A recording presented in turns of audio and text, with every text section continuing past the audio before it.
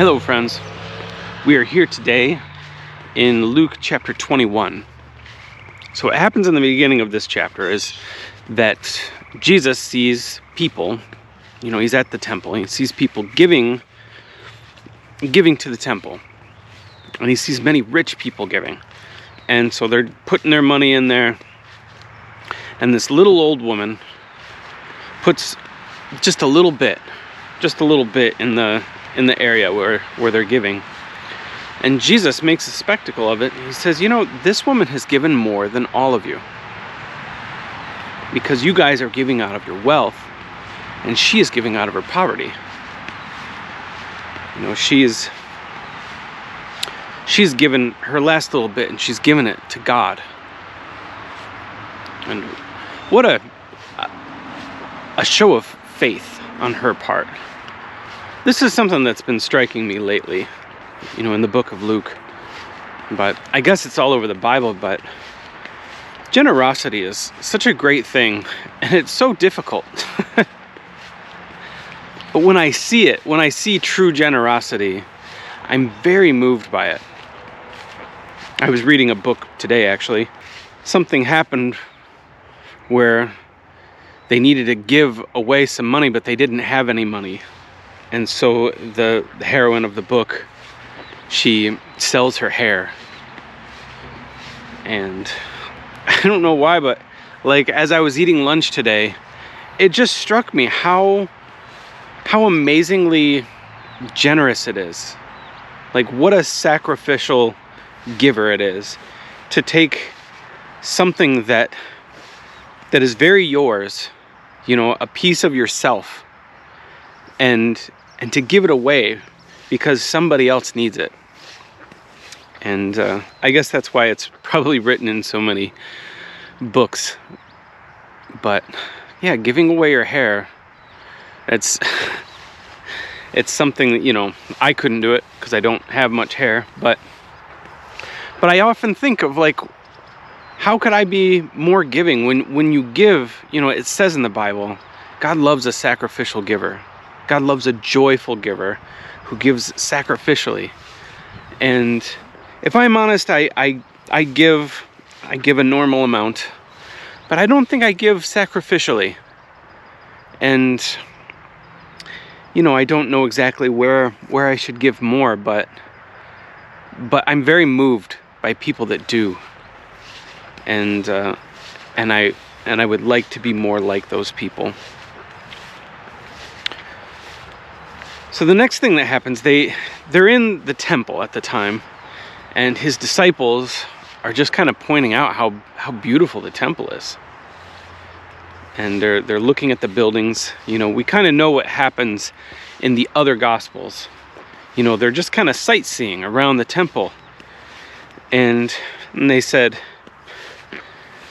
isn't it beautiful? And Jesus says, I'll tell you the truth. There's not going to be one stone left on another here. And so they ask him about this. We know from the other books also that when they asked him about it, it was later on. At the end of this chapter, it says that Jesus, whenever he would leave, they would go and they would stay on the Mount of Olives. So what happens at this part here is what is known as the Olivet Discourse. It's the first introduction that we will get in the New Testament to eschatology. And I have gone through this in length in the book of Matthew. I touched on it more briefly in the book of Mark. And as I come here, I'm always very reluctant to talk about it because you can't feel as confident in what you're saying about eschatology as you can about other things. But when I read it, I see it one way, and I know that there are people that I regard as good friends and wise people that read it other ways. But I will tell you the way that I see it. I see it as Jesus is talking in a way that is very Greek, not sequentially like we would write it. We would say, well, first is going to happen this, and then this, and then this, and then this, and then this.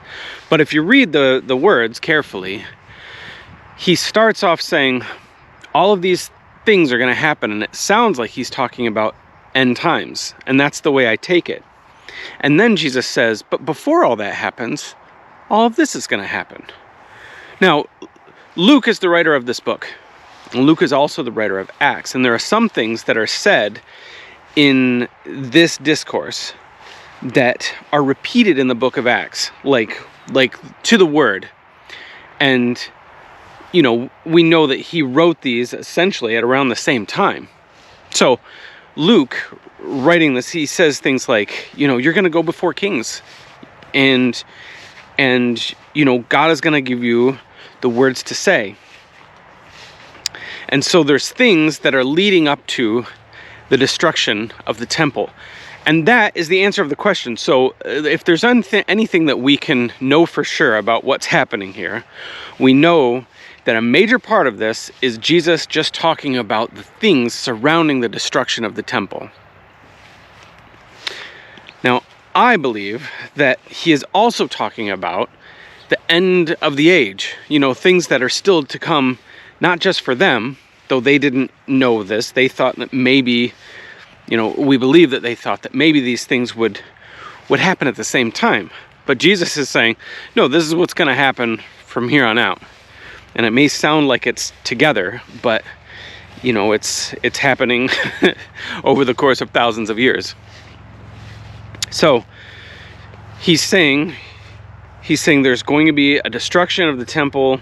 You know, when armies surround you, you know, you'll know that this is it.